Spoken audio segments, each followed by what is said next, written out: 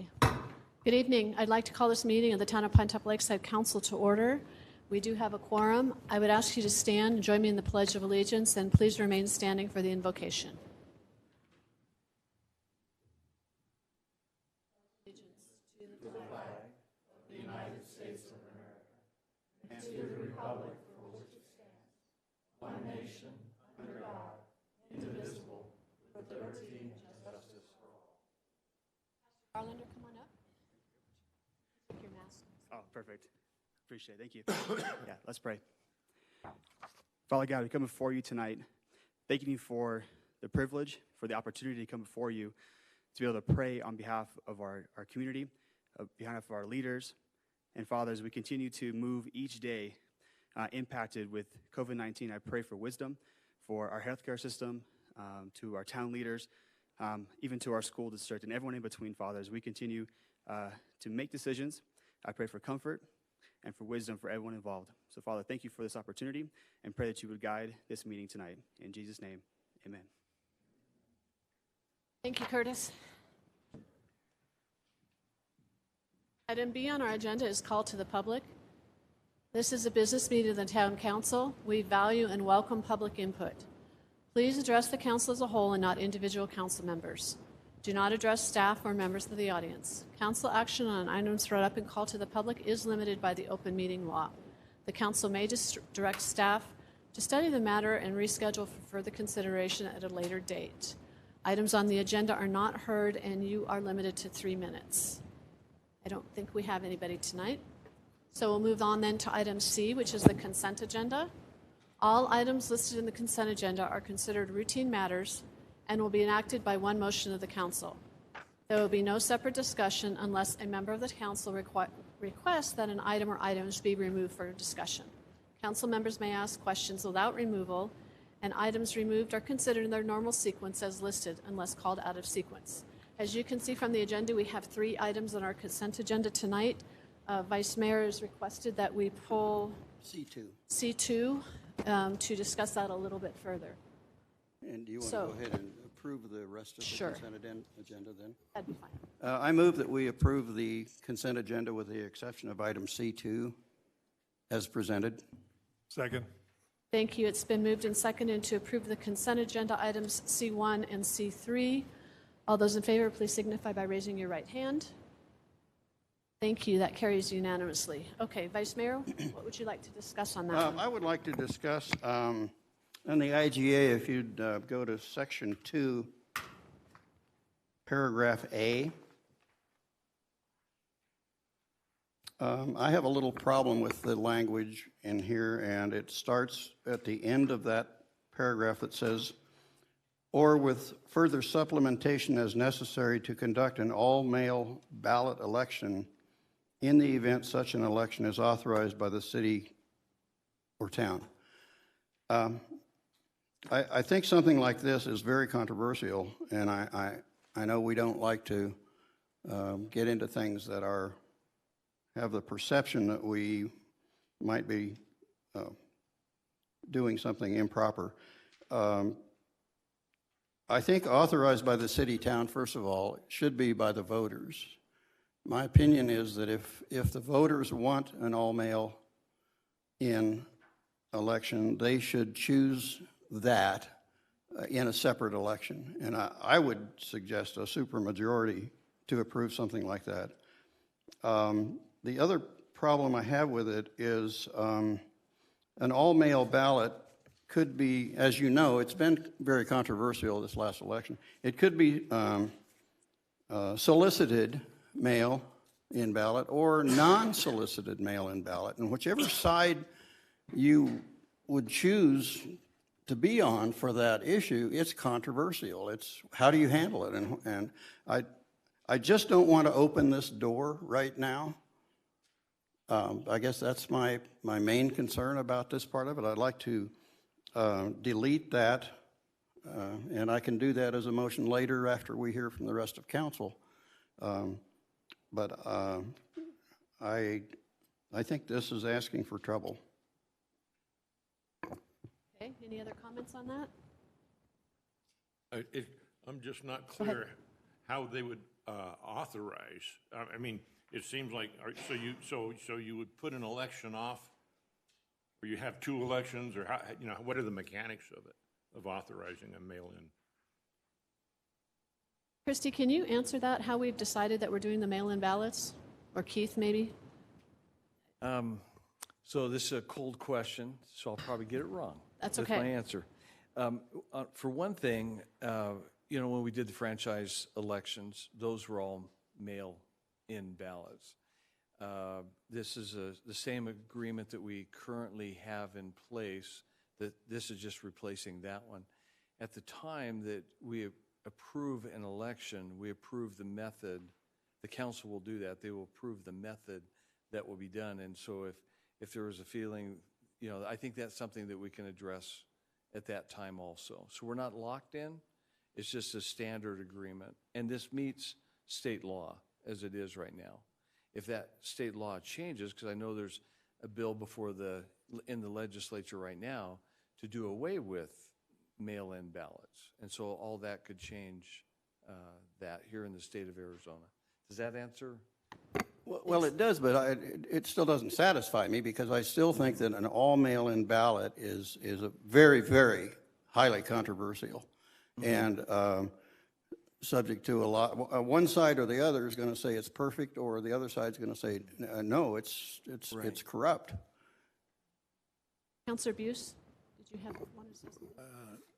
I mean, I'm not sure I understand, but I don't believe this is saying that it would be an all mail-in, is it? It does. That's the language. Is that the? It takes away the right of people to vote at the polls I disagree. if it's an all mail-in ballot.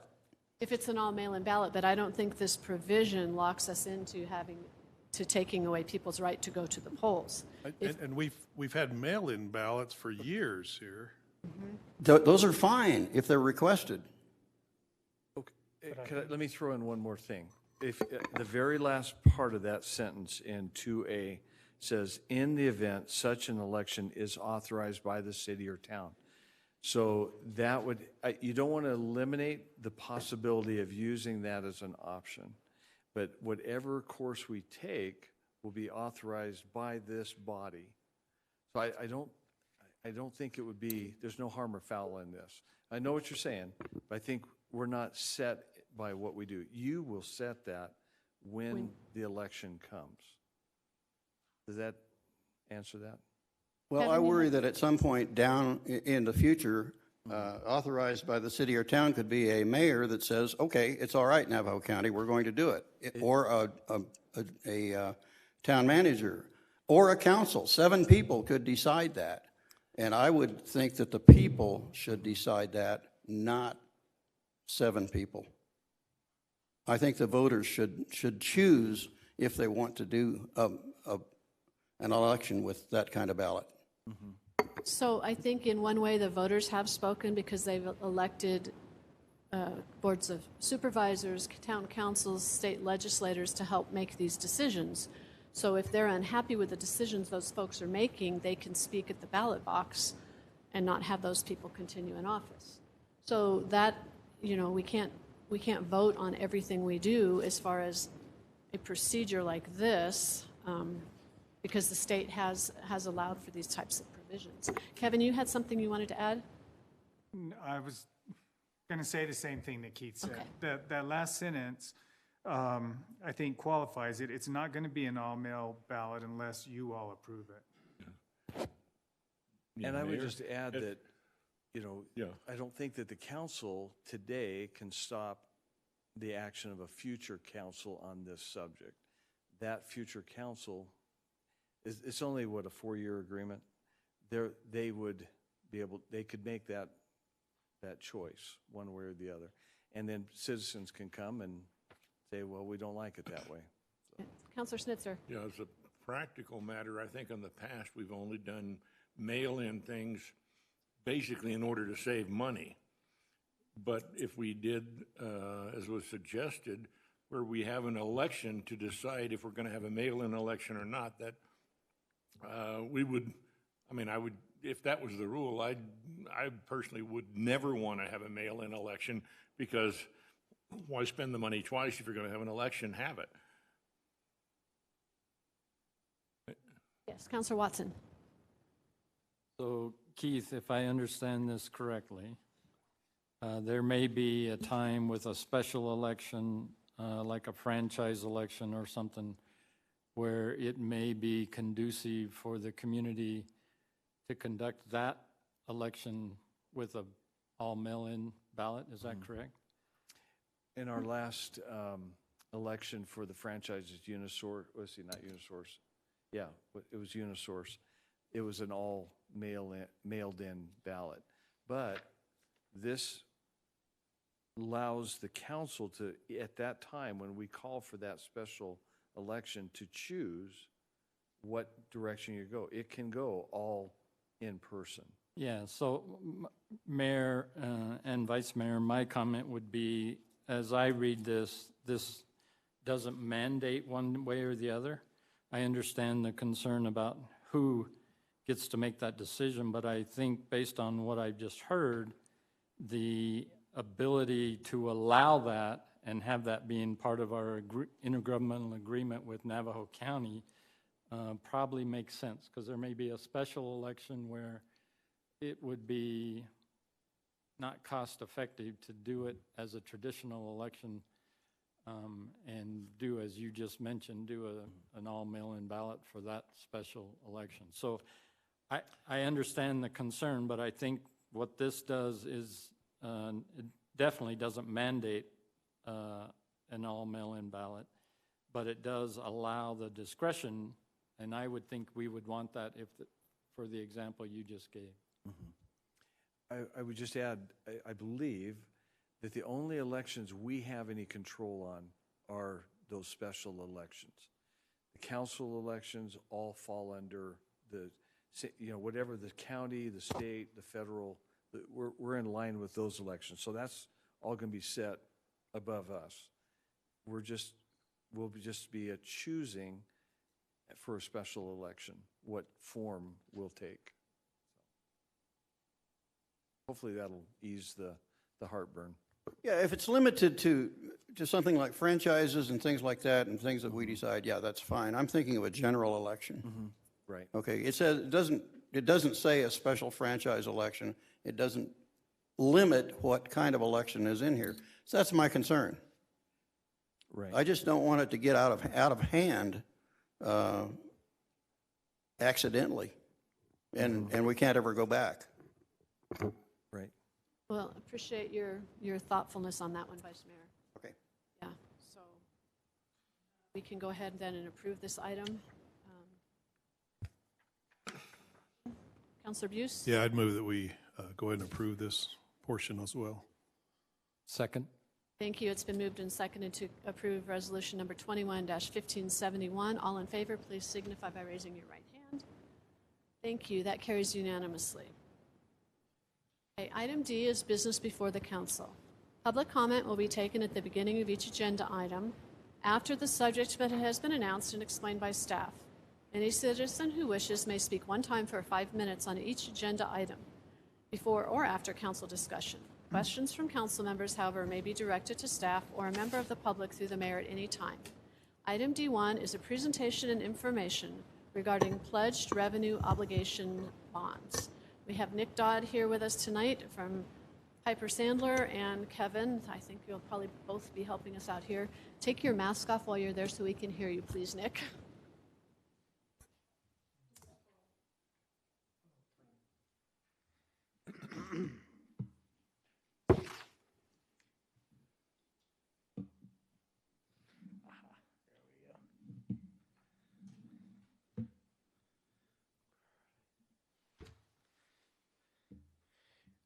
Good evening, Madam Mayor and members of the council. It's a pleasure to be here again this evening. My name is Nick Dodd. I'm with Piper Sandler, and I've had the pleasure of working with the town for a number of years when it comes to matters related to bond financing, and most recently for this very nice building we're in this evening was the last time the town sold bonds. So I'm here this evening to kind of give you an update real quick on the bond market. We can talk about where interest rates are, and then review kind of the process you went through with regards to when you last sold bonds in 2017, and then a potential opportunity that the town has been considering for probably about 5 or 6 months now. I think we've been having conversations on and off with staff. We've had a study session in October, and so wanted to take some time to kind of review that with you here this evening. So the first section I'll cover is in section 1, and before I get started, I know it was in the town council package. I do have some printed materials here if anybody needs one, and I'm happy to leave those at the end of the meeting. But I'll just assume you guys have them in your package, and we'll scroll along as well. So as we head into section 1, so bond market update. Obviously, 2020 was an interesting year with the pandemic and COVID. This chart indicates what interest rates have done really for the last decade, and you can see they were kind of on a general downward trajectory. We had some bumps in the road as we were coming out of QE3 in 2013, and then rates continued to trend on down, and as people got nervous about the economy, you'd see some of these spikes up, but really we've been trending down for the better part of a decade to frankly historically low interest rates, which is the environment we find ourselves in today. The little circle over to the right, the orange circle, then kind of blows up to the line above it, and you can see what happened is when COVID hit, there was a lot of concern about what's going to happen in the markets, what's going to happen with the economy, and so you really saw a disruption for about 30 to 45 days in the markets. The stock market, as you all probably know, took a little bit of a crash, and interest rates spiked up. There was concerns with regards to local governments and their ability to pay their obligations, so you saw municipal bond rates really rise. And then as things kind of calmed down and calmer heads prevailed, the market kind of got back to normal. And as we've seen throughout 2020 and heading into 2021, governments have an ability to function even during a pandemic. We wear masks and social distance. Businesses have an ability to function and operate, not all at the same level, but a lot of businesses do. And so really the economic activity kind of started to progress, albeit in certain sectors of the economy differently, and as a result, interest rates kind of came back down to those same historically low levels, and frankly, the Federal Reserve Board and governments around the world have even lowered rates as low as they can to try and continue to promote economic activity and to continue to promote spending as we try to get through the pandemic. So interest rates, if you're considering borrowing today, are at a very, very low level and very favorable. When you think about interest rates, one of the natural questions is, where do you believe rates are going? And as we're sitting here today, most people believe in the near term, throughout 2021, interest rates probably are not going up all that much. The real question is, what happens as the pandemic hopefully starts to end and we get back to life as normal? There's a lot of speculation, and a lot of economists have predicted actually that economic activity could really boom because there's all this pent-up demand from consumers. People want to travel, they want to go on vacation again, and that will really start to spur economic activity. And so there's a real hopefulness that as we get into 2021, the economy will start to recover. But the United States Federal Reserve has indicated from their perspective, they don't see raising interest rates anytime until 2023. And so that really kind of sets the course for, at least in this country, interest rates should remain low even as we head forward. I would note, it's a fascinating phenomenon. Around the world, the interest rates in the United States are some of the highest in the world. In a lot of European countries, they're actually negative. So there's a disincentive to save or to keep your money in the bank. It's a negative 0.25% or 0.5%. And in the United States, at least today, you can still earn something if you invest in a U.S. Treasury bond. So the outlook for interest rates is to remain low going forward. Page 6 here. So as a reminder, what does the Federal Reserve control? They control short-term interest rates. That's the rate that they lend at and that banks lend to each other at.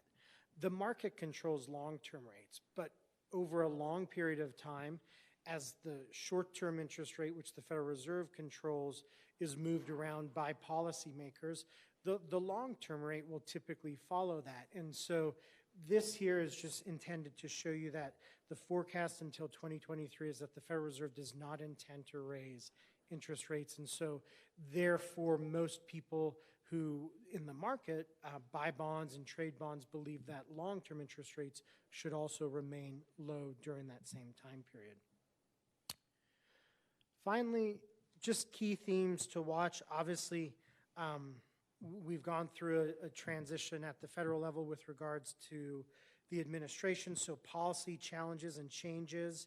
There are concerns around, both in the United States and around the world with regards to debt burdens. The federal government has borrowed a lot of money to try to get through this pandemic, and so that does create some concerns. An uneven recovery. I think the pandemic has really shown there's haves and have-nots. There's been parts of the economy that have been able to survive. The tech industry has flourished. Some of the tech companies are at all-time highs. How people get goods on Amazon is remarkable. And if you are in the tourism industry or the restaurant industry, you've not flourished in 2020 and 21. And so when they talk about an uneven recovery, that's really what that talks about, is how does that, as we get through this, what happens in that regard?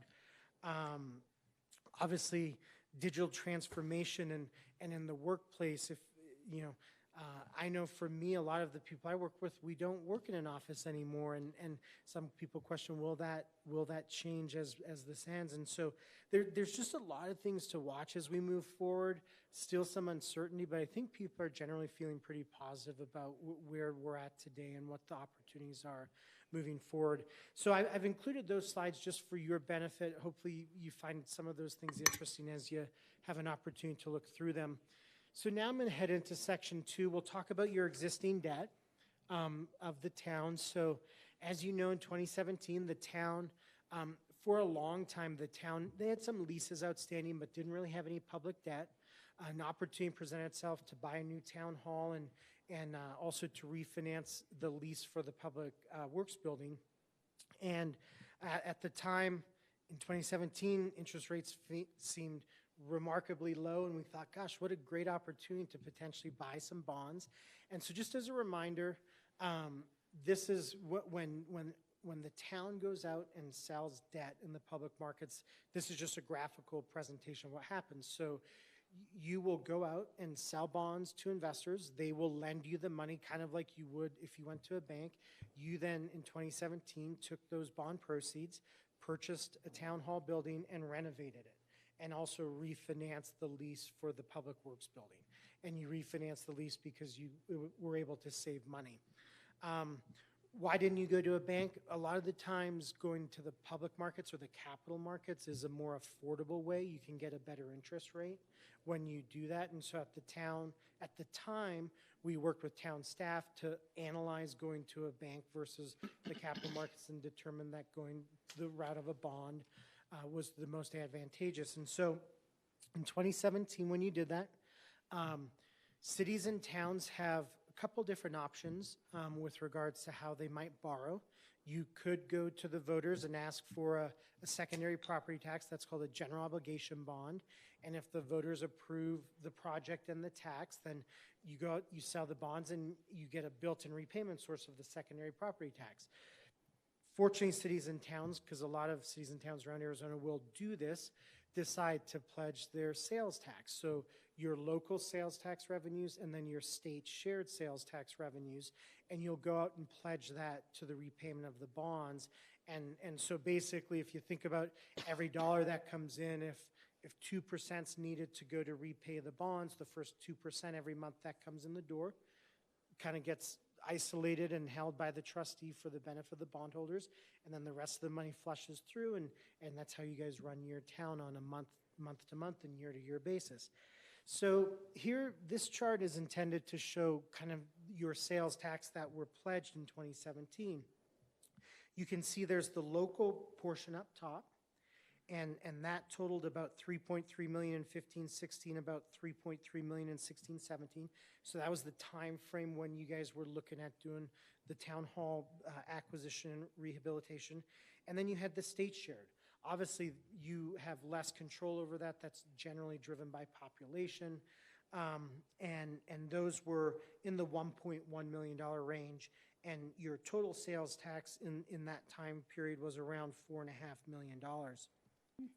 Since then, you can see, and we've tried to present it for you guys so you could see the annual growth or not. You can see coming into 17-18, those revenues in aggregate grew by 10%, mostly fueled by your local sales tax. Your state shared grew a little bit, but not a lot. Following year, 18-19 grew again by 6%, once again, largely fueled by the local sales tax. Your state shared revenues grew a little bit, but not anything significant. The following year, your local sales tax dipped a little bit, and your state shared revenues grew a little bit. In total, for 2019-20, which is the last year we have audited financial statements available, you were down about 2%. But you can see from the time you did the borrowing, you're up by about $500,000 in aggregate. The projections for 2021, in working with Kevin, obviously this is just based on data through roughly the first half of the year. The projections are that you guys right now are tracking to be up about 16%, approaching all in almost $6 million in local and state shared revenues, with the vast majority of that growth coming on the local sales tax side. And that was, as you guys know, driven in large part by people who were up here a lot this summer with the pandemic, and we're looking to get out of the heat, and you guys had a really robust summer. So these are the revenues that were pledged in 2017 to the repayment of the bonds. As you turn to the next page, I apologize for the small font. You can see we've tracked now for you guys that revenue growth on the left-hand side. The following columns to the right are the debt service associated with that. You can see it's about $125,000 a year through approximately 2031. And the reason there's a difference there is because that public works building lease had been borrowed before we did this financing, and the town didn't extend it. You kept the term the same. And so really those first, over the next 10 years, that represents both the town hall building and the public works building. And then once the public works building would theoretically be paid off, the remaining years at about $85,000 represents the cost of the town hall. On the far right-hand side, we've got a column here called debt service coverage, and that's the relationship between the revenues available to pay debt service and the debt service itself. And you can see over the last 4 years, it's grown from about 40 times to almost 50 times. So that means your revenues are 50 times what your debt service is. However, what that doesn't take into consideration is you pay a lot of other bills with those revenues after you pay your debt service. And so Kevin would say, no, we can't borrow, even though the investment banker wants to go, you should borrow a lot of money. Kevin says, we can't borrow a lot of money, because you pay employees, you pay all kinds of things with those revenues. That's the lifeline of how you pay your bills. But from an investor's perspective, that's what they look at. They think about, what is the relationship between the revenues you've promised to use to pay us back to the debt service? And it was very high. And if you remember in 2017, the town got a AA- rating. And everyone was very pleased. That's a very high rating for a smaller rural community. And that was really representative of how strong that tax revenue relationship was between the revenues and the debt service. So I think the takeaways from that are, and I would note, we did just as a refresher remind the council that when you borrowed in 2017, your interest rate was about 3.34%. And you can see because of the growth in the revenues, you've seen growth in that relationship between revenues and debt service. So now as we head into section 3, I kind of broke section 3 into a couple of different sections. The first is to talk about a potential additional bond for the new police station or public safety building. So this transaction has the potential, should the town decide to move forward, to feel very much like what you did in 2017. You would go out, you would, in the public markets, you would borrow money, you would take those funds and you would build and or renovate the police station, and then you would pay that debt back over time. So it would feel very much like what you did for this transaction. Just a couple of kind of bullet points. We've assumed that you would borrow approximately $3 million. You could do it on a tax-exempt basis. So when a government like the town borrows for a building, roads, if you were the school district for a new school, you can do so on a tax-exempt basis. And what that means is the investors in those bonds don't pay income taxes on the interest they earn. So they're incentivized to take a slightly lower interest rate because they don't have to pay taxes on it. And so that ultimately means your cost of borrowing is lower. The construction would fund the renovation, the bond proceeds would fund the construction and renovation of a new police facility, as well as paying the cost of issuance associated with that bond. We've assumed the bond would be paid back over a 27-year time period. So you'd have a final maturity of 2047, which matches off with the repayment of this debt. It is estimated that to borrow that $3 million, you would pay approximately $1.7 million in interest over that time period.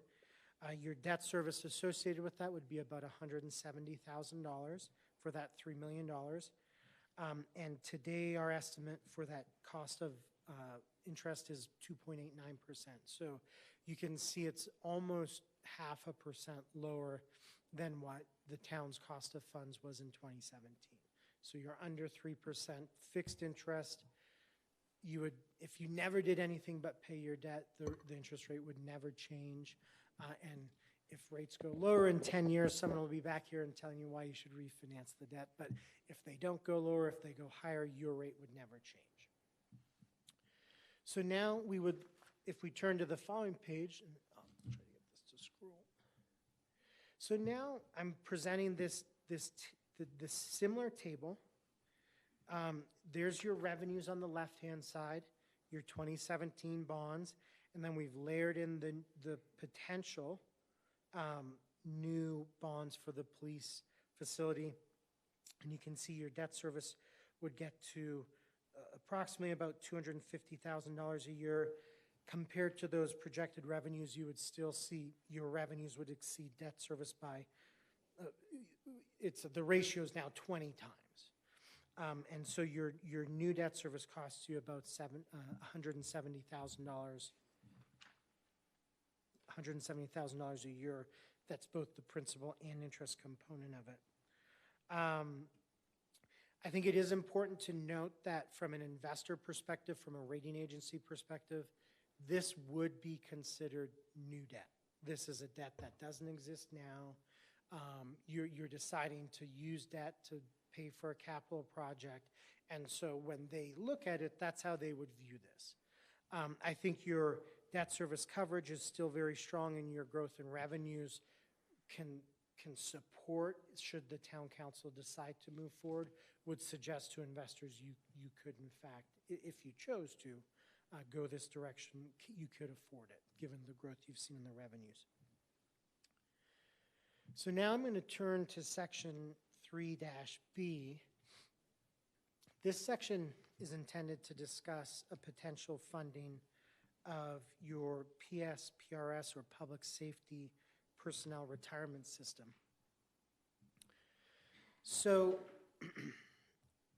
as I'm sure you know, in Arizona there's two pension systems. There's ASRS, which is for town employees, teachers, and then there's PSPRS, which is for public safety. So police, fire, and state troopers are the three kind of big ones, correctional officers as well.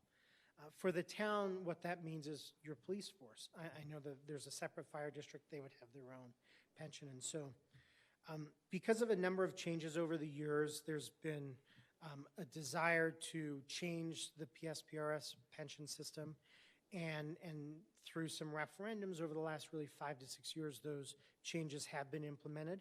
And the old system, which we refer to as Tier 1 and Tier 2, have essentially been closed. So if you're a longstanding police officer or a firefighter in a city that has a fire department, you're probably a Tier 1 employee, and you're part of the old legacy system. And that system probably was more heavily funded by the employer or the town, and less heavily funded by the employee or the police officer or the firefighter. Unlike the regular pension system for city employees and teachers, which is a pretty equal contribution and adjusts every year. And as a result of these changes and a desire to close off Tier 1 and Tier 2, many cities and towns around Arizona are facing an increasing pension cost over the next 20 to 30 years as we look to kind of shut down that system and get it to fully funded status as those employees finish their career and go into retirement. And as a result, the town is facing over the next, really 27 years, a dramatically increasing payment stream to PSPRS to fund that unfunded liability. You will always have your normal costs, which is your annual contribution for normal payroll, as will the employees. This is to fund the unfunded liability. So today for the town, that's around $6 million. And even though that's a debt that's essentially held at PSPRS, this is a debt the town has. And if you choose to do nothing, this will, based on the information PSPRS gives the town, this is what your payment stream will look like. And so you can see in the year we're in, it's about $350,000. Kind of hangs out in that range for the next few years, and then it starts to increase. It gets close to around $400,000 and continues to grow. And you can see it really starts to skyrocket there, and in the later years gets north of $1 million and ultimately peaks out in 2046 at $1.5 million. And that's what the red line's intended to represent, just the growth in those revenues. So you can see it's gradual, but it continues to grow and then really skyrockets there at the end.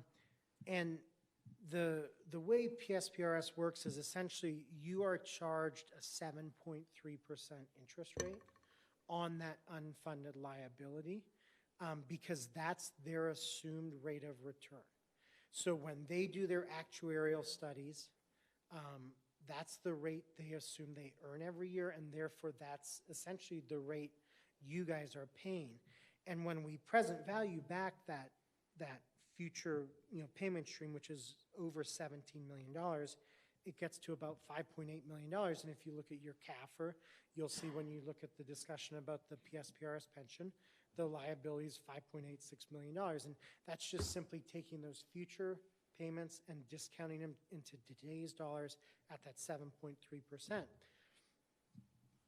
So now if we move to the following page, a number of cities and towns and counties in this low interest rate environment have considered selling debt and essentially taking the debt away from PSPRS at 7.3% and saying, I'm going to go out and borrow in the capital markets just like I would for a police building or a city hall, and I'm going to pay off that debt, and I'll just then repay it to investors.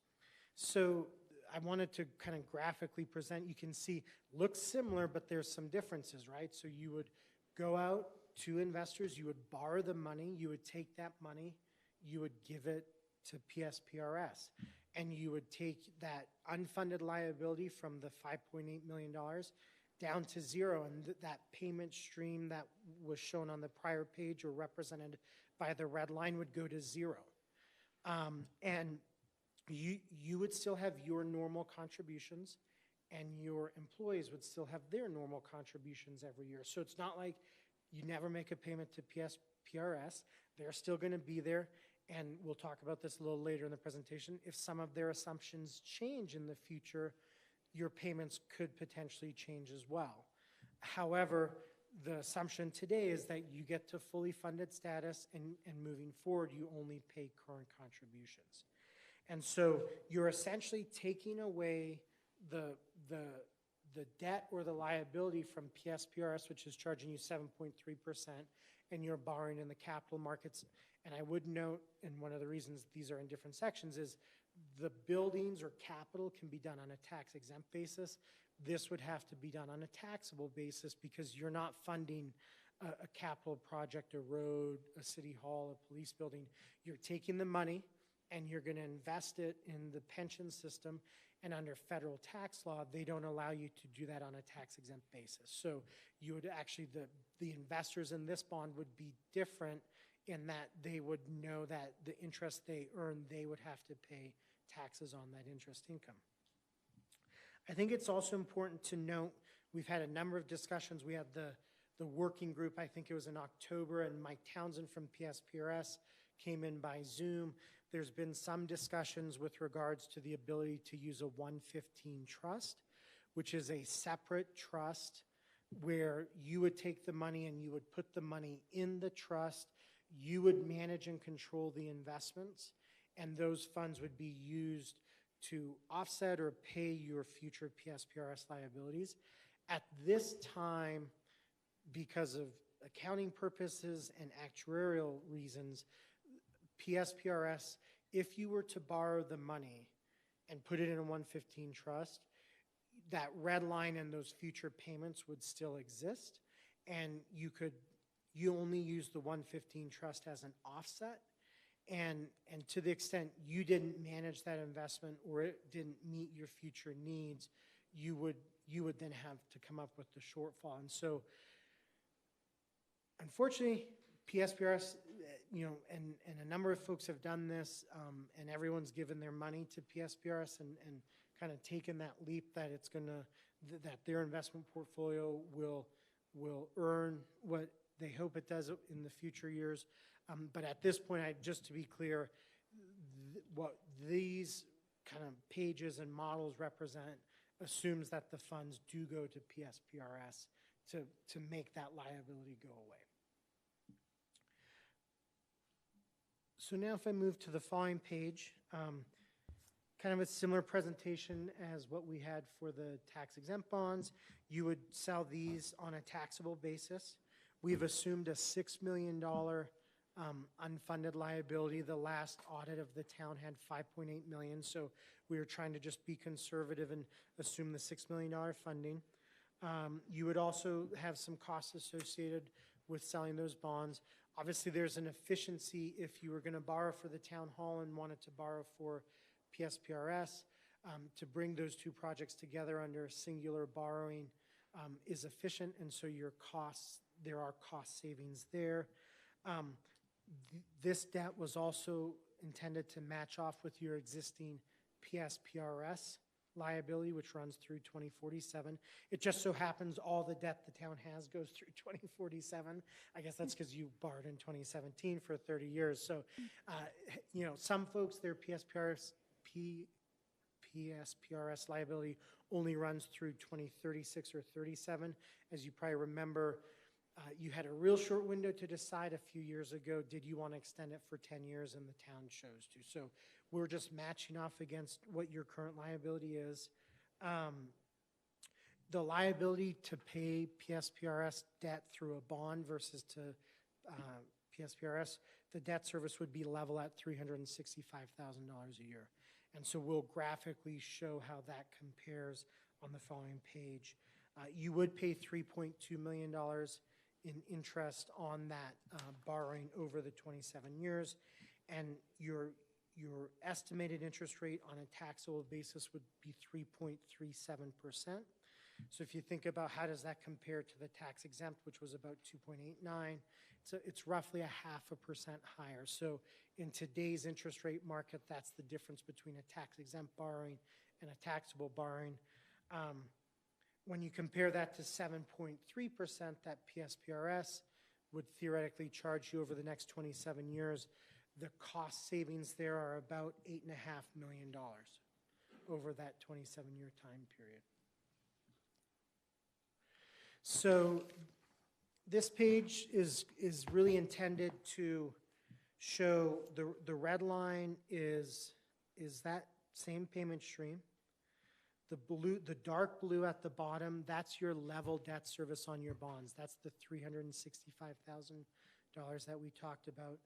And the light blue shaded line is just the difference between those, shown in a graph, and that's the $8.5 million over the next 27 years.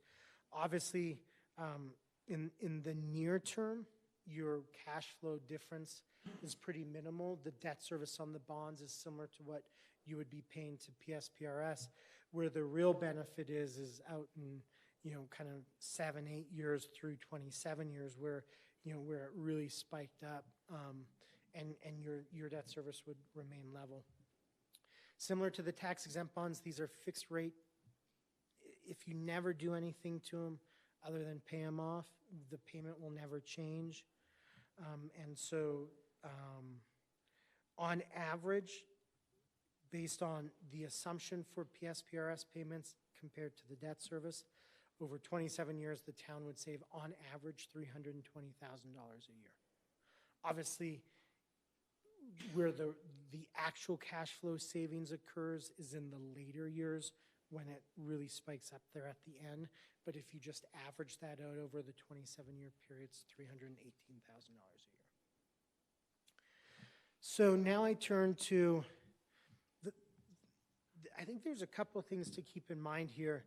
From an investor perspective and a rating perspective, they would view your PSPRS debt as debt. Even though it's essentially held by the pension system, you've reported it in your financial statements, and so the fact that you now take it away from PSPRS and out to the capital markets, they don't view that as additional debt. And that's why I specifically pointed out when you think about the police station, that's new debt, right? You could say, we don't have the money, we're gonna save over the next 5 years to pay for this and we'll build the building then. In 5 years, you're still gonna have pension debt. And so the investors, the rating agencies would view these two things kind of differently. And in some cases, the rating agencies view it as a positive because you've gone from a 7.3%, accrued interest rate to a market-based. In this case, it's roughly almost half. It's more than half less. So there's that element, but then there's the security, right? And so the reason we talked about the revenues, debt service coverage, the police station, and now if we add this on, you can see, obviously we've added additional debt, which today, just to be clear, and Kevin, jump in if I misspeak, you pay your PSPRS debt from these same sales tax revenues. PSPRS just doesn't have a pledge of them, but if you didn't pay, I'm assuming the state would step in and say, you're gonna pay, give us your money. Oh, yeah.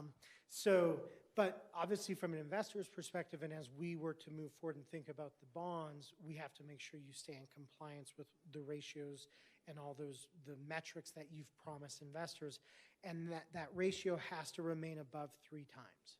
And so you can see here, when you look at your existing 2017 bonds, the proposed 2021A for the police station, and the proposed 2021B for the prepayment of the PSPRS debt, you're based on the projected 2021 revenues, you're at 9.4 times.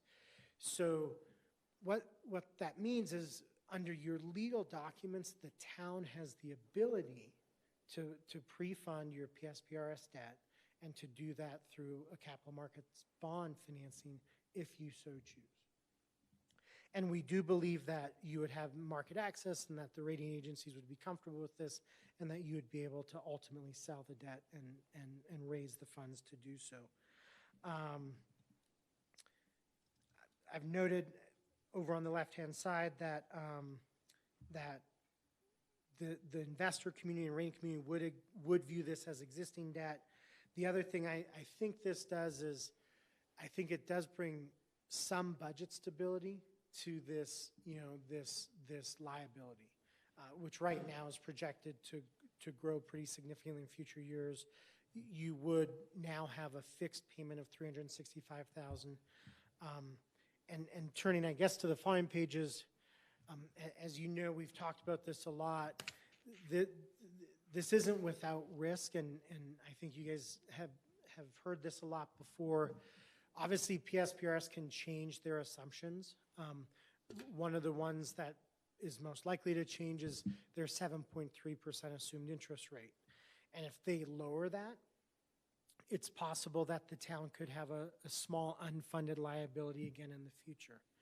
And one of the things we've talked to clients about is, if you think back to the page, the chart, and I'll try to get there, this chart, as you start to recognize some of those savings, if you let Kevin squirrel that money away, if PSPRS ever comes back to you and says, hey, we changed our assumption to 7.2 or 7.1%, you now have a $100,000. It wouldn't be $6 million again, but it could be a couple $100,000.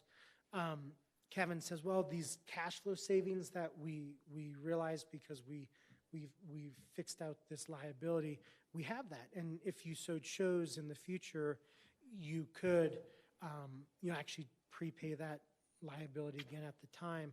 And what we've talked to a lot of folks about is probably after 3 to 5 years, that liabilities, the risk of some of those things happening starts to go away. The real risk is if you incur a big loss in the first year or two in the portfolio's performance, and you had just pre-funded and how that affects you. And so I think if you can get through the first 3 to 5 years and kind of squirrel away some of those cash flow savings kind of as a reserve in the event you had another unfunded liability, you'd probably be in a pretty good position moving forward. And then you could apply those cash flow savings to other budgetary matters of the town or other operational matters that I know you're faced with each year.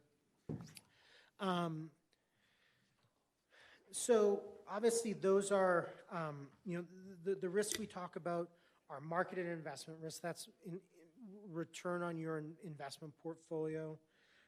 Actuarial risk, you have absolutely no control over. Whether you do this bond issue or not, the actuarials will do whatever they do with their assumptions, and it affects everybody. The PSPRS board is sensitive to that issue and is trying to address some of those concerns. I know we've talked about in the study session, they're working to minimize some of these assumptions about this. There's always a cost of living adjustment forever and ever, and that's just not the case. And as they start to dial back some of those, that has the potential to make the risk of actuarial changes less impactful on the town.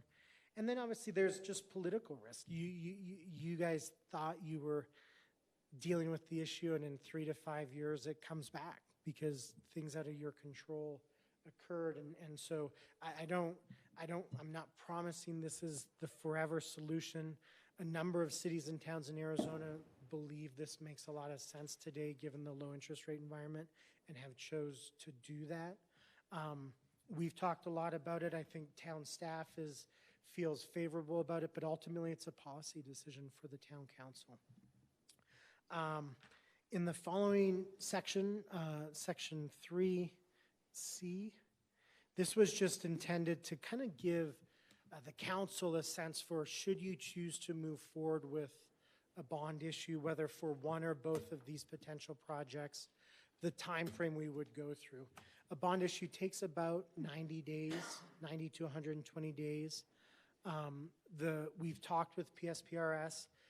If you did pre-fund, the town, essentially on the day you give PSPRS the funding, within a day or two, their actuarials would say to Kevin, here's your new PSPRS contribution, and it would reflect that the unfunded liability has gone to zero, and you would just have your current contributions that would be due. And so from our perspective, we've kind of always talked about this as, if we could get this done by the end of this fiscal year, so as you go through the budget this spring and into the early summer, you could start to know, okay, from a budgetary perspective, PSPRS unfunded liability goes to zero, we have this fixed debt payment, and you just then have your current contribution.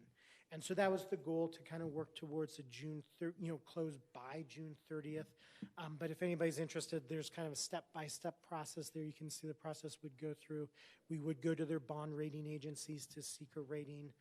We would go through a document kind of review and diligence process. If the town so chooses to move forward, we will come back to the town council either later this month or in early March with a thick set of legal documents, as you'll remember from the 2017 bond issue, and the lawyers would help prepare those, and that would be the formal authorization to move forward. I know that was a lot. I talked fast, and I'll pause now for questions. Thank you, Nick. Does anybody have questions? Councilor Watson. First, thank you for your presentation and very comprehensive. A couple of questions, actually several, since we went through everything at once. My first question will be in regards to the 2021A tax exempt bonding that you're proposing. We have existing debt that was taken out in 2017. You're estimating that our rate under this new debt would be approximately 50 basis points less. Is there any advantage and or disadvantage for us at this point, even though that other debt is fairly new, to wrap that existing debt into the new debt at the lower rate? Or are the costs going to be prohibitive, or are there other factors that limit that ability? Great question, Madam Mayor and Councilmember Watson. So when the bonds were sold, there was a 10-year call. So for the first 10 years, the bonds are not callable. I won't go too far into this. We used to be able to do a refinancing in advance of the call date. And so we might have been able to look at that, but in today's tax world and under current federal tax law, we actually have to wait until we're 90 days from that call date. So in 2027, those bonds would be callable. And one of the thoughts I haven't had a chance to talk with staff about this, is that potentially we try to marry up the call provision on any new bonds the town sells to be in 2027 as well, so that in 2027 you could potentially look at a refinancing of all of the debts. If nothing else, you could evaluate, is it advantageous? And you would have multiple issues to look at, because the reality is 2017 was about 2 million, kind of small. This would be 3 million on the tax exempt side if you do the taxables. And so if you brought them all together in 2027 as a potential refinancing, you'd have a more substantial issue, and essentially the costs associated with the refinancing wouldn't be so, such a disadvantage. I continue? All right. Then going to the taxable debt on the PSRS liability, you mentioned, and I don't remember the fund you mentioned, but some municipalities are looking at putting funding, instead of paying off that unfunded mandate, putting funding aside in their own portfolio, whatever that may be, to try and earn interest. But if I understood you correctly, as long as we have that unfunded mandate with PSRS, we're going to continue to pay 7.3% on that. So anything that we put into a separate fund, we would have to earn significantly more than that to justify not paying off that existing unfunded mandate, right?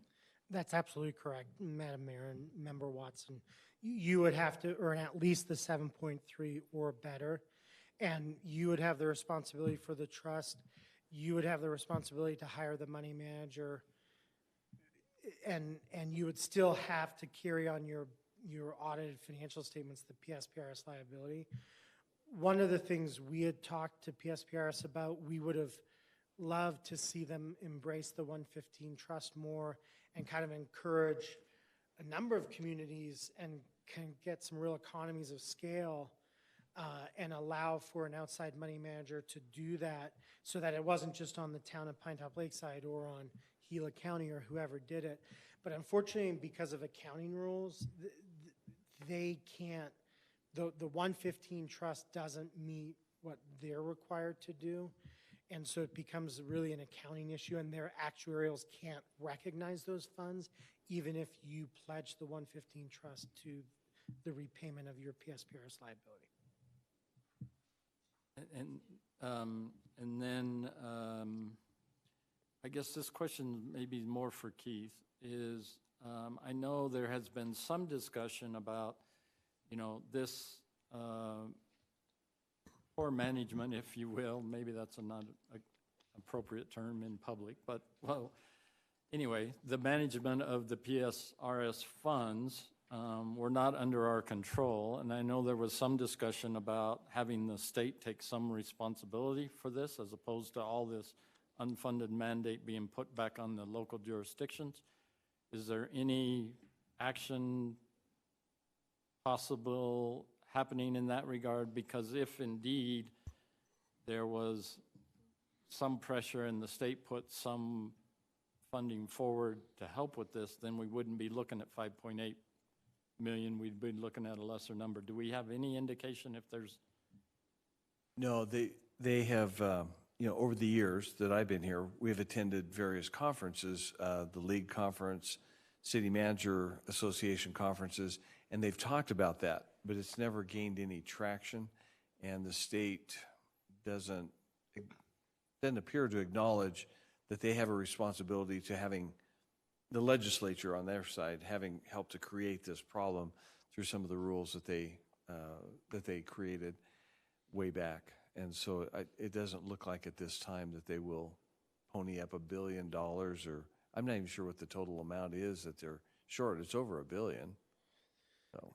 It's in the billions. I mean, Yeah. it's they have, the PSPRS's portfolio right now is about 11.5 billion, and they're under 50% funded. So you can see the magnitude of it. Just for example, like City of Tucson's liability on their own is $650 million. City of Phoenix is north of $1 billion just on their own. And so in total, the liability for all the entities around the state is probably north of $10 million. PSPRS is a really interesting one too, because it's very specific to the communities. Your police officers, and whether they're tier 1, tier 2, or tier 3, affect your liability. And if a tier 1 employee leaves Pinetop and goes, I'm just gonna make it up, goes to Sholo, and you replace that employee with a tier 3, your 5.8 million would change. And conversely, as staff knows, if you have a claim, a disability claim against a tier 1 or tier 2 employee that ends up being approved through the various processes those go through, that also has an effect on you. And so the PSPRS system is so unique, whereas the ASRS system is, it's truly, it's a pool. You pay 11%, I as the employer pay 11%, and we match it each year, and ASRS is funded at about 80%, just to use in perspective. One more. And then if I understood you correctly, when you wrap all of this debt together, our debt coverage is around 9.4. I believe you mentioned that our requirement is 3, and can you explain where that requirement comes from? Is that in our bond covenants? Yes, and Madam Mayor and Mayor Watson, very good questions. So in 2017, when we set out and did the bond issue, because that was the town's first public bond sale, we had the ability to set kind of, these are the rules under which the town promises to borrow.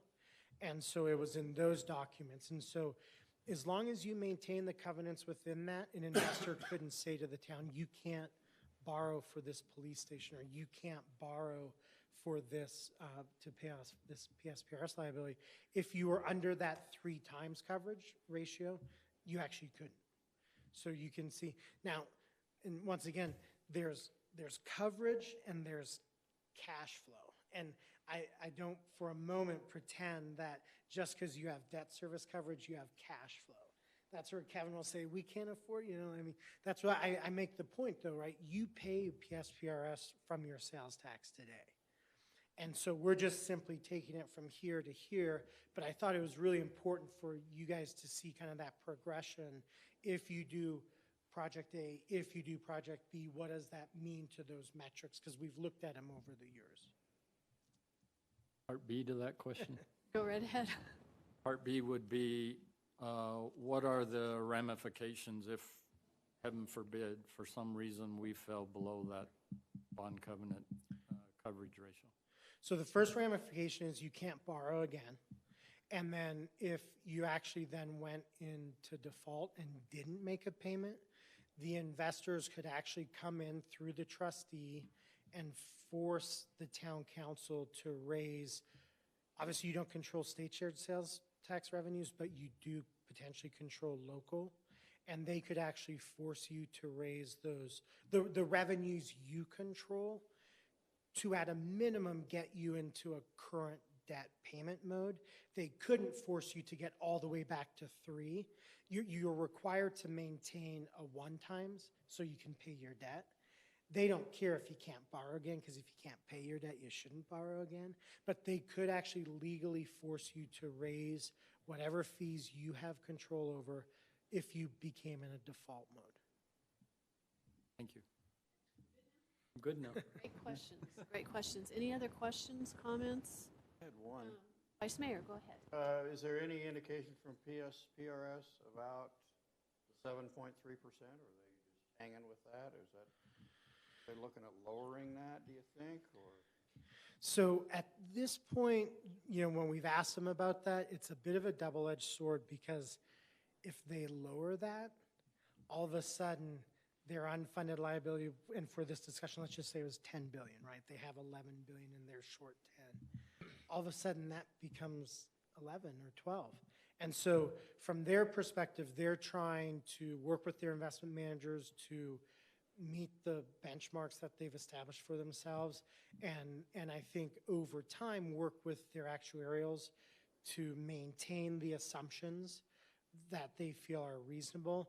And I think their hope is that if they have to adjust some of those assumptions that would hurt, like the assumed interest rate, that on the flip side, they can, at the same time, make some changes to these assumptions, like you always get a 3% raise, which one of the reasons your chart goes like this is because 3% every year, the compounding of that over 27 years becomes really expensive.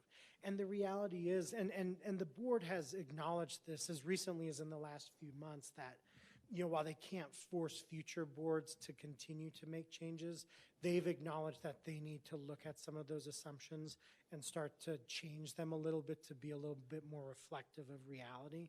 And so I think the hope is that as they move forward, there will probably be some changes, but that they'll largely kind of offset. I do think it's important to note when you look at some of these numbers and like the savings we talked about, if the 7.3 becomes 7, obviously the projected future interest you would have paid would be less, and so the projected savings would then also be less. But as we're sitting here today, they assume 7.3, you can borrow at 3.4, and so that's the difference. But I would note too, right, that's the flip side too, if they change that, the projected savings, and in 27 years, if you choose to move forward, we'll do a great post-mortem and tell you exactly how it all worked out. I'll be gone. Yeah, the difference Great between offer there. actuality and reality Right. and what they're doing could be a lot different. Correct. That's my concern about the Thank you. Any other questions or comments from Nick? Nick, Kevin, do you need to chime in here at all? Well, I would just like to say thank you to Nick for his comprehensive presentation. Obviously, there are some huge potential benefits, but also obviously there are some potential risks. If you saw on the timetable, what Nick and I and Keith had planned to do is have a presentation for you all tonight. And then if, assuming we're going to move forward, bring it back to you, the resolution on the 18th, the next meeting, to move forward with the process if you all, if that's the direction we're going to go. So you've moved that up a little bit? Because I think in here it says March 4th. Well, the resolution to start everything, right, Nick, would be next We had meeting. thrown around both. I think the timetable that was included, probably, we could go as quickly as in a couple of weeks if there was a desire to, but I think we also thought we can start working on stuff if that's kind of the direction we get, but that we wanted to be sure to give council enough time to digest this. And so the timetable, I think, had us about 4 weeks out. Yeah. But we could come back as early as 2 if that was the direction we received. Okay, it would be up to you all then. It doesn't hasten it, it doesn't change anything at Doesn't the change anything, end. yeah. The 4th is enough time from that point to the end to get it all done. So, Probably ought to leave it at the 4th then, so that we can all really think this through. yeah. Do our We keep hopping around, we're getting confused on what date because we were at first going for the 18th and then, so, yeah, Okay. yeah. But we will, to move forward with the budget, we'll need to know what our PSPRS rate is going to be. So right now, our rate with the Tier 1 officers is 56% of their salary. So it all plays together. If we pay this off, then PSPRS has to give us a new rate so we can move forward with our current budget, if that makes sense. So you'd rather us move this to the 18th? I don't really care. I mean, as long as we get it, if we get it by March 4th, we'll be okay. But I can't move forward with the budget projections on the salary until we get there. But March 4th isn't going to put us behind.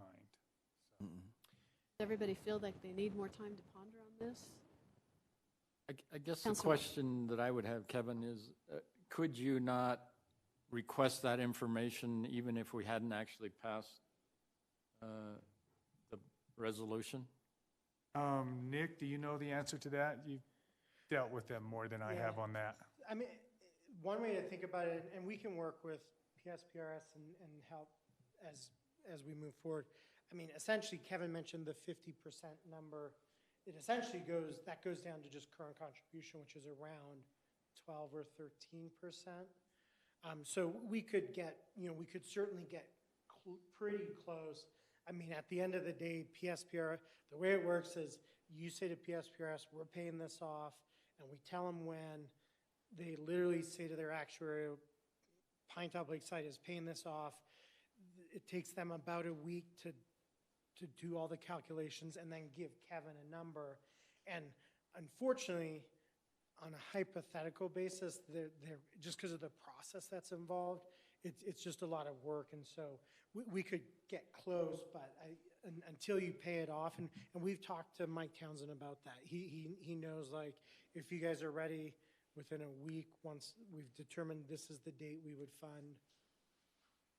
And I would just say that for budgeting purposes, our first work session, we're not working with numbers. And unless I'm missing the point, the budget number we're going to be using is what this bond amount will be to work into our budget. But I think the question is, what is our regular rate going forward? Yeah, there's two issues. So you've got the bond payment, and then you've got the salaries with the PSPRS rate. And the PSPRS rate is, they give us one blended rate. We have officers that are Tier 1, we have officers that are Tier 2, and we have officers that are Tier 3. The Tier 3, there is no unfunded liability because they're all brand new. The Tier 1 officers is where most of the unfunded liability is, but they give us one rate. And so we'd have, for the budget, we'll have to work in the debt service payments and we'll have to work in the salary and benefits. Is all I'm trying to Right. say. Okay. But you're right, on March 3rd when we meet, we're not dealing with No, you're just, the intent then is just for you to hear Priorities. from the department directors and you all to set your broad goals, and they can tell you what they accomplished, and it'll be the next meeting in May, I believe, whenever we actually come down to the public work session where we hash out the numbers. So I would think by then we'd have an answer. Yeah, so March 4th is fine. If you all are more comfortable with that, that's fine. I would like to leave it at the 4th then, if that's okay. Right? Thank you very much, Nick. Good seeing y'all.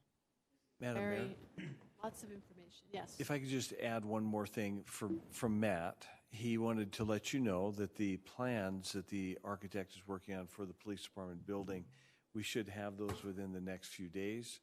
And then we'll be working with staff to look at those plans to see, does it meet our needs? See if there's anything else that we need to change. Take those back to the architect, then we'll bring those back to the council for you to take a look at. And so keeping in mind that as we go forward through this timetable, then we'll be aiming towards choosing a date as to when we'll put that out to bid to find a contractor. So hopefully by sometime midsummer, we'll be further along, much further along, ready to go. Good. So, Okay. yeah. Thank you for that information, Keith. Okay. Again, thank you, Nick. We'll look forward to seeing you again on the 4th. Then we'll go ahead and move on to item D2 on our agenda. This is a public hearing in consideration of ordinance number 21-439, amending the official zoning map to the town to rezone APN 311-49050F and APN 311-49050G, totaling 1.13 acres from R-Low Rural Residential to R12 Single Family Residential. Cody, nice to see you. It's nice to be here. Nice to be out of the house and off the couch. So what you have here before you, so in your council packet, you have a brief description of the properties. So we have two what are considered legal non-conforming lots currently. They're zoned R-Low, which is a 1 acre minimum lot size. Both lots are undersized at 0.85 acres and 0.23 acres. So they're considered legal non-conforming. One of those lots is only 50 feet wide, and so it makes it difficult to build on it as a standalone lot. It's possible, but difficult. In order to build on it, they'd probably have to come back and ask the council for some type of variance, which a variance could be possible on a lot like this because of its undersized nature, that we could look at some type of variance for them in the future. But in talking with Mr. Kinslick, the property owner, we decided that changing the zoning was probably a better option. We get 2 lots out of a legal non-conforming status, resize the lots and make them into 2 legal conforming lots, which would make it easier for them to build on, because then now they can meet the setbacks without any issues. And so I see this as a favorable thing for both the town and for Mr. Kinslick, who is wanting to build 2 homes and maintain 2 separate lots on this. Things of note, so at our planning and zoning meeting, they did vote 7-0 in favor of recommending approval to the council for the zone change. Also, we also are working with Mr. Kinslick in regards to some right-of-way issues along there. Part of his property goes out into the town's right-of-way along Woodland Lake Road, and he's agreed to give us that portion of that right-of-way so that we can fix our right-of-way issues in there, and then his property's not going out into our road. But it shouldn't have any effect on maintaining that half-acre lot size for him. So there is also that win for us there. There was a little bit of opposition at the previous council meeting. One member of the public showed up and spoke out against it. Their main concern was increase in traffic into their little neighborhood right there. But one thing to note is that all the ones that complained were all on half-acre lots as well. So I'm not sure, they were against the half-acre lots, but they're on half-acre lots. So, and then And then in your packet there, sorry, doing this one-handed, you have here on the back of the actual application, there's kind of a preliminary drawing of the lot sizes and how they would line up after the zone change was approved and they repositioned the lots for construction. And then also in here is a map, if I can get to it here. And hopefully you guys have had a chance to kind of look at this, but there is this map that kind of shows where these properties are located in relation to Woodland Lake Park. So this is Woodland Lake Park. Right here would be the entrance into the park. All of these lots up here to the north are all half-acre lots currently. And then the lots, the one person that did show up in objection was at the 529 Woodland Lake Road, which is a 1 acre minimum lot. So that one was 1 acre. And then the other ones that were rejected were half-acre lots. So with that, if you have any questions for me, Mr. Kinslick is here as well. He's the property owner, and if you have any questions for him, he's willing to answer any of those questions. Council, does anybody have any questions for Cody? Councilor Krigbaum? I just wanted to make sure that the 529, the person who came and didn't want to do this, he is using the ingress to his property, correct? Correct. The easement crosses his property to get to their property, yes. Right, okay. Thank you. Councilor Hastings? I had a question on page 5. What is the determination? Is this a private drive? Is it a road? It is a private drive. It's a private easement.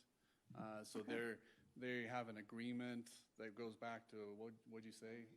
1965. There's a road agreement for all the property owners in there to maintain this driveway.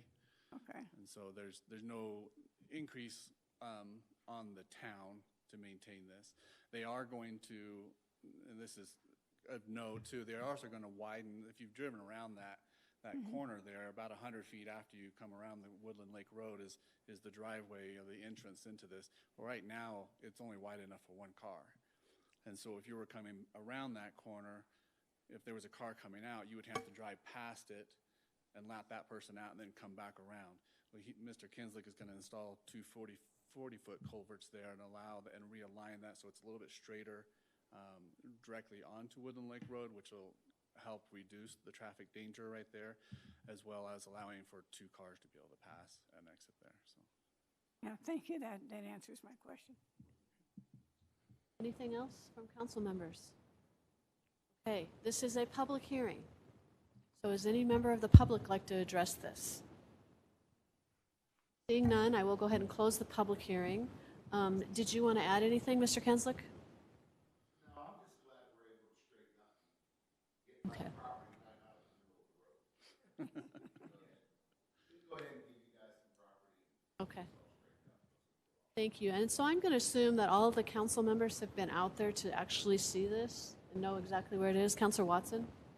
So, yeah, just to make sure, I drove by there today, and I believe at least one of these lots, there's some trees that have been taken out.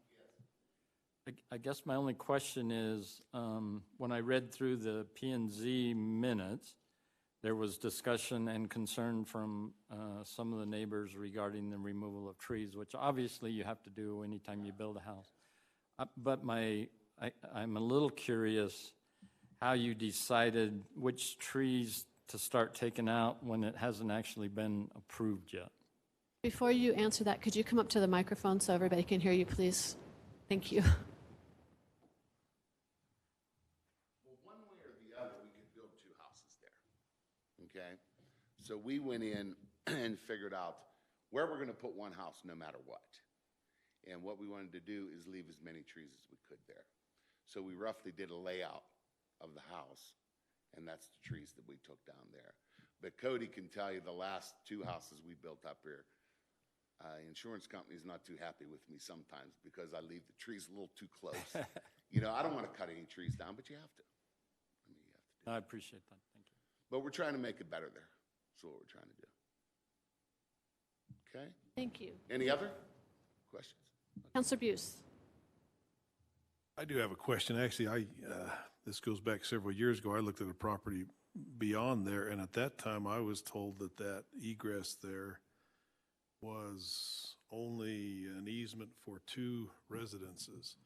Are you sure there is easement there? Yes. I mean, Yes. it wouldn't matter probably if you needed to because you've got access to Woodland Lake Road Yeah, anyway. we had Pioneer Title do the search, and they had one heck of a time finding it. So finally, they found it, and everything was recorded on that. So it's from 1965 is what it is. So it went pretty far back. Okay. Okay? Anything else from the council? I just have a couple of questions for Cody, I guess. So in one part of the P&Z minutes, it says it's considered unbuildable, and then you just said it is Well, buildable. So You know, and I may have misspoke a little prematurely when I said that because, so in the 14 years that I have with the town, we've allowed 1 variance on property for setback requirements, and it had to do with, by state law, it has to have to do with the property itself. It can't be because you just want it, so it has to be some reason as to why it's not even possible. Because the lot's only 50 feet wide, that would be determined as, hey, based on setback requirements, you can't. But with a variance, you could, because the property is so undersized. The property still meets, you know, so our R14 zoning is a 1/4 acre lot. This is a 1/4 acre lot. So is it buildable? Yes. Under the current zoning, it makes it difficult to nearly impossible because you can't meet the setback requirements and build on it without some type of variance on it. And so I apologize for that. no, that's okay. I just want to make sure because it said one thing in one part and another thing in another part. So I guess my only comment was I think sometimes when we look at a rezone and we look at a big piece of property, we can mitigate the impacts on the neighbors more easily because you can buffer, you can do a lot of different things. So this is a situation where it really impacts a lot of the neighbors. But as you said, most of them are on roughly half-acre lots, with the exception of the folks, the Moody's that came in and spoke. Correct. And they do have some agreement on the road that they're going to. Correct. What about the properties behind there? And they're eventually going to be developed potentially? Potentially. So the owner that's back from there is Maureen Serrano. She did contact me. She was not opposed to the zone change. She has 7 acres, I believe, of R14 zoning, which is a 1/4 acre lot. So there is a potential that there could be down the road at some point a development go in there. She just is running her horses on them right now. But So is the only access out of there along this little lane? currently, yes. There's only 3 homes in there. Right. And so that is the only access. But if in the future somebody were to come, they would have to provide a secondary exit out of there. That would really impact these folks. Correct. Thank you, Cody. That's very helpful. Councilor Watson? I do have one more question. So the concept is to create these 2 lots, which are each a half acre or a little more. Do we have a preliminary survey or anything at this point that actually shows how that's going to be redivided? I mean, I see this one, but this is from like 2007. Right, and that's what they're kind of looking at there. So in talking with our Public Works Department, they're going to have our surveyor out there doing the survey for the right-of-way here hopefully next week. And then with that, we can go ahead and look at the other portion of it as well. With him giving us that land, that right-of-way, we thought we would just go ahead and survey the whole Do property the survey. for him. Any other questions, comments, motions? Vice Mayor? I move to approve zone change Z-081, changing the zoning of APNs 311-49-050F and 31149-050G from R-low rural residential to R12 single-family residential, and ordinance number 21-439. Second. Thank you. Counselor Hastings got that one. It's been moved and seconded to approve this zone change. Is there further discussion? All those in favor, please signify by raising your right hand. Thank you. That carries unanimously. Thank you, Cody. Glad you're here tonight. Good luck to you. Thank you for the easement there for us, a little piece of land. Okay, that concludes our business tonight. So this meeting is adjourned. Thank you.